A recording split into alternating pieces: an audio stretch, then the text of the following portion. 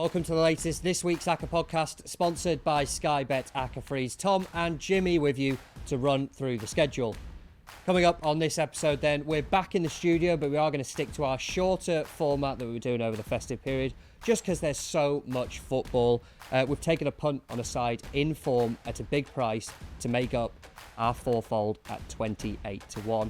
Please, if you haven't already, subscribe to the channel to ensure that you never miss an episode. And remember to keep it fun. Never bet more you can afford. This podcast is 18 plus. Please gamble responsibly.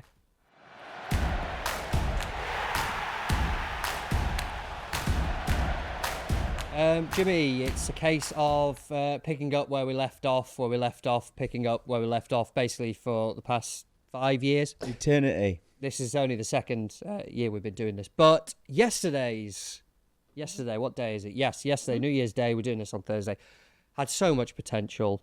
A win, 3 draws at half-time. I thought, here we go, we might be in here. But because we are cursed and bad, Luton's home form, they lost that. Norwich's bad away form, they gained that. Well done them. Much like Watford, they had great home form until we mentioned it. Grimsby had great away form until we've mentioned it.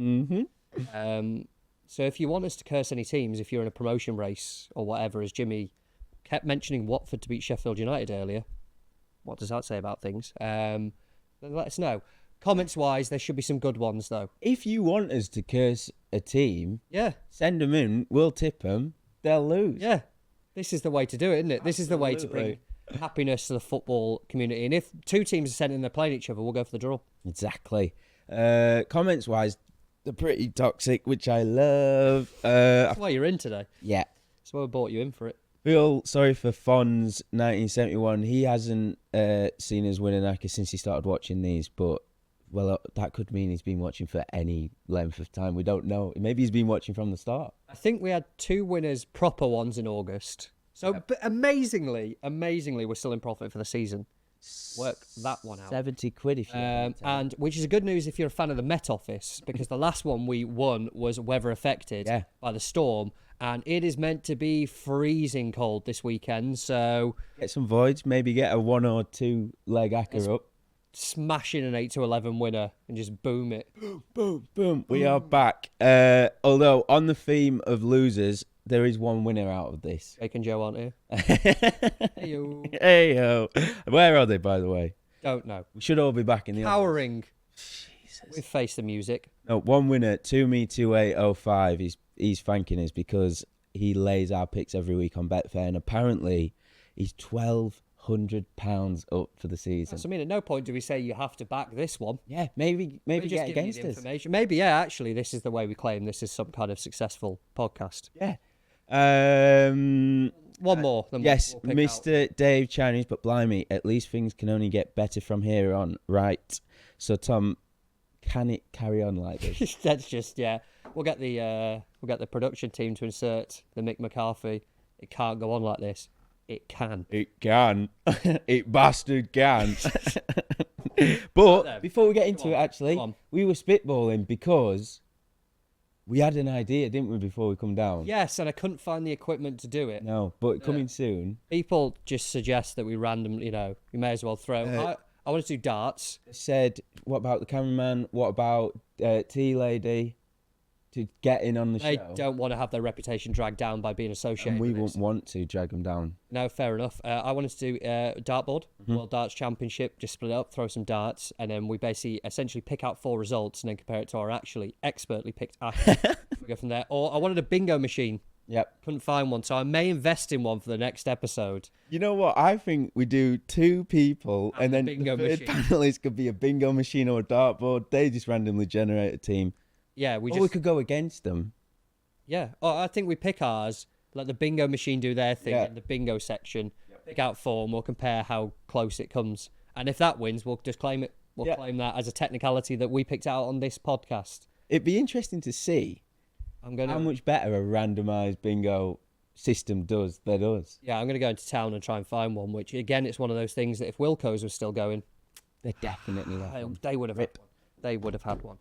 No bingo machine, so we're going to have to actually use our eyes and some research, which I noticed on Twitter you did some research the other day. Oh, my God. Well done. There was some worthwhile research. Did it bear No. fruit? Didn't bear any fruit, and I'm blaming Yet. yet Hannibal. He got sent off, scuppered a classic underdog keeper card combo. But that's how I spent my New Year's Eve, looking at referees if they like booking keepers. So maybe it'll come good. I spent mine watching random Twitter clips of just various historical events. The trial of Saddam Hussein. Happy New Year. Right, on to this week then. We have to. Yes, apparently we have to, contractually obliged to, by the powers that be here. Let's start The top. at the top, yeah, if you want. At the top, yeah, take it away. Where do you want to go first? I do actually have one from the Prem, which is unusual because I think Chelsea are a big price. Shade of odds on 10 to 11 at Palace, and it is all about the price when it comes to betting. Even though I want to get the Blues on side, they have lost their last two, Ipswich, Fulham on Boxing Day. Very questionable penalty. Very, very, very questionable. And they drew 0-0 at Goodison, so 1 point from the last three. It's probably why we've got a bit of a juicier price about the Blues, who was, until very recently, in the title conversation. Oh, no, you can't say that. They don't like that you're saying that. We're not in the title race. Oh, not in the title race. No. Too early. It's too early. But price-wise, they was a chunk shorter at Goodison, didn't win. They was shorter against Villa at home, shorter against Forest at home, they drew, shorter against Brighton at home. They won. All right, there you go. So they have won one of price-wise- these games that you're on about. No. But price-wise, I just found it a little bit surprising. And against Palace, of course, it's different managers for both sides when you look at historical heads-to-heads. But when it's two teams in London, as with any derby, I think it's worth a look because the sort of rivalry aspect extends. It's far deeper than who's in charge of said club at who time. It means more, doesn't it? It just means more. Yeah, and long way of saying Chelsea have a good record at Sellers Park, so price is good. Form's not the best, but I do think this is one worth looking at. I mean, you say that, but then Palace's home form has been, Below average. I know they beat Southampton, but they went behind, didn't they, in that game? I think well beaten by Arsenal. Okay, they drew against Man City, but everyone's picking up points against Man City. Draw with Newcastle, who were iffy away at that point. Lost to Fulham, beat Tottenham, lost to Liverpool. So, Yeah. the form's not exactly on their side either. Yeah, Palace is forming on the side. The only caveat I would have, apart from all the other caveats I've already said, Brilliant. Palace are better when they can play their contain and counter approach. They did that really good result against Brighton, but as you say, Liverpool went to Sellers Park and won. So I think let's go for it. I'll side with you then. I'll side with you. Chelsea to beat Crystal Palace then in a trip to the Premier League. I'm going to pick up on a point there you said about prices, and we talked about recent form.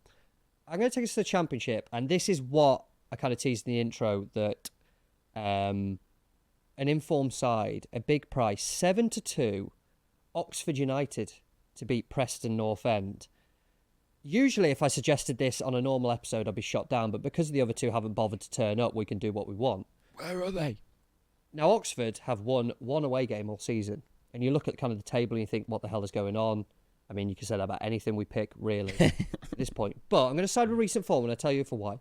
Gary Rowett came in at Oxford. Des Buckingham sacking obviously caused a lot of controversy. Bang out of order. Whether it's right or wrong, I still think it's wrong that he should have got more time to turn it around given what he achieved. But Gary Rowett has come in and maximum points. 3 games from 3. Won all 3 of those. Away at Millwall in the last one as well, which he would have loved. Him and Millwall fans don't have the best relationship. He would have loved that one. Confidence is high at the moment. And Preston have been solid enough at home, but they draw more than they win in front of their own fans.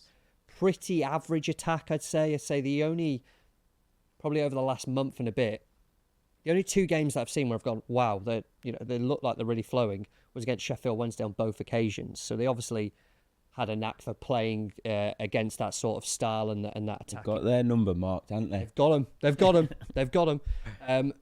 Yes, for me, it's the 7-2 on a big price away team, but a team that are in form. So the confidence will be high. And it's just one that jumps out that I think that's a little bit too big. And at the price, I just think it's worth a go. Because if Oxford, say they win this game, and then they carry on the run of form, these prices are just going to disappear. Yeah, and that's the main thing is the managerial change with Oxford. So you can sort of disregard everything up until he was appointed.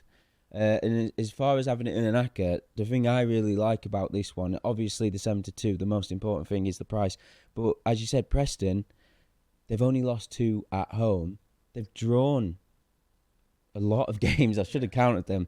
They've only... They're on 6. I think they've won 5, and I think they've drawn 6 maybe at home. Yeah. So yes, you go, okay, there's a lot of draws, but they're not exactly blowing teams out of the water either. Yeah, and I'm just looking. They've won 2 of the last 8 at home. The rest have been draws, all bar the defeat against Bristol City. So as far as an Acca pick, this one at the price is worth having because I don't think Preston are going to blow Oxford out of the water. I can see this being very nip and tuck. And you look at Gary Rowett as a manager, if he was a boxer, he'd keep out of his opponent's sort of reach. Do you know what I mean? He'd just keep him at arm's length and then pick him off with some body shots late on and look to do him over the distance. That's what he did at Millwall. So I could see this being 0-0 till late. All the other selections exactly that. are cruising in, and then we might get a late winner here. 83rd minute, bam, Oxford go 1-0 up. Who scores it? Oxford player. Yeah, hopefully. Probably. No, I'm going to go own goal. I'm going to say driven cross into the box. Lots of bodies. It just hits the defender's leg, and Jordan Storey just goes to boot it clear, and it hits the back of his leg and just rolls past the keeper. Or hits the post and then hits Woodman square on in the face. Yeah, as he's turning to look at it. Comedy-esque, if they still did those videos. Imagine if that actually happens. That happens. That sets now. up for a season of disappointment. That just overrules everything that we predicted that exact winner. We'll live off that for years. As the other 3 selections have lost, but we'll take that one. Oxford to beat Preston, Chelsea to beat Crystal Palace then. We're at a lovely 7.5 to 1 already, but we want more, don't we? We want more. Where do you want to go? League One, continue down the divisions. And the beauty of it is now we're getting into the lower divisions. There's every chance that these games get called off. So you say, what's the double at? 7.5 to 1. Tactics. Tic-tac. Yeah, well, it feels like we've not included them as much as we should. Birmingham, 3-4 at Wigan. Did the other week, didn't we? And they drew. Never mind. Don't worry about that. New year, new season, all that. New year, new me. Yeah, all that nonsense. New Birmingham. They've only lost 2 all season. They've only dropped points in 32% of the 22 league games. On the road, 7 of 10 have been victories. Not surprising considering they was painfully short to win the title. And they play Wigan. I don't know about you. Obviously, I'm not across Wigan every week, but it seems like a tough team to get a read on. Yeah, I think previously we've always looked at them at home and opposed them away, but it's just gone out the window now. Basically, nothing happens in their home games largely. Exactly, yeah. 10 games at home, I think they've lost more than they've won. 4 defeats, 3 wins.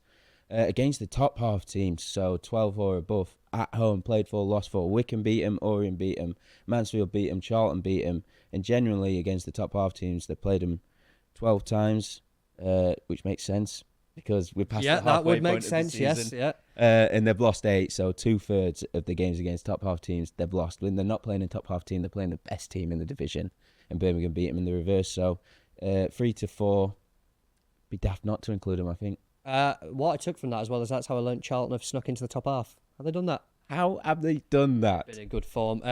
All on this. I mean, Birmingham at the price, you've just got to kind of take them, haven't you, the way they've been going in League One. And surprisingly, engulfed in a title race, which we just expected them just to be clear and everyone else will be battling amongst them. So pressure on a little bit, and they know they have to get a result here.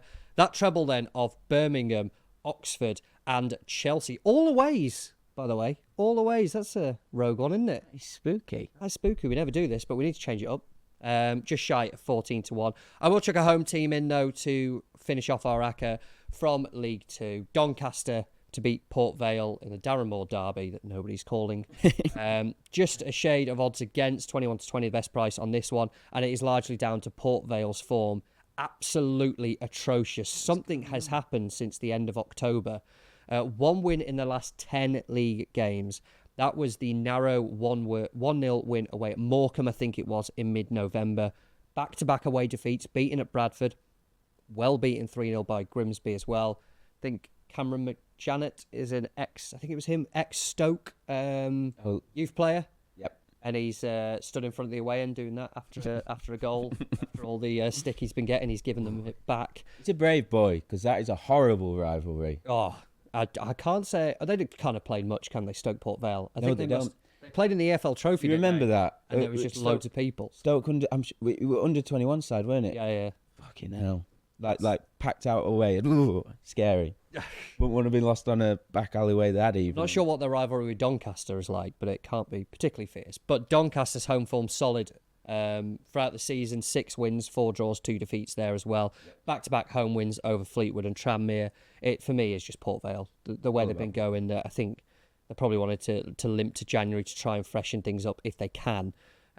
But yeah, their form has been awful. You add Doncaster into this, and we have an Acca at around 28 to 1. That'll do me. That'll do, wouldn't it? That'll do, donkey. That will be nice then. There we go then. Our 4 picks for this week's Acca. We are taking Chelsea to beat Crystal Palace. We've got Oxford to beat Preston. It is Birmingham to beat Wigan, and Doncaster to beat Port Vale. And as I said there, around 28 to 1. Remember to keep it fun, never bet more you can afford, and please gamble responsibly. Head over to sportlife.com/football. I think midday on Friday. It's usually in its usual spot on Sky Bet. Someone did tweet they couldn't find it. If you can't find it on there, always go to the website. It'll always be there for you to be able to go and back it. Hopefully a nice enhanced price. Hopefully. That'd be nice, wouldn't it? From 28. Nice. Do you know what I would love if they bumped it up to 30s for us? And I'd love it if it just fucking won. That's what I'd love the most. And if you haven't already, please follow, rate us. Maybe not rate us, just follow. Don't rate us. So rate us after maybe After a winner. This is one, yeah. When this is one, do it then. Apple Podcast, Spotify, or your chosen podcast provider. And please send in your Accas, because I love. Thank you for reminding me. Yes, I was going to say, we asked people to do it. They were doing it. It's quietened off a little bit. Let us know your Accas as well. Send them in. Want to see what you're backing. We'll talk about the best ones, the worst ones. Well, the episodes at the start. Makes us feel better if you're losing as well. There we go. We're all in this together, as High School Musical famously said. I think we're back to normal schedule. I don't know what's going on anymore over this period, but we will be back next week.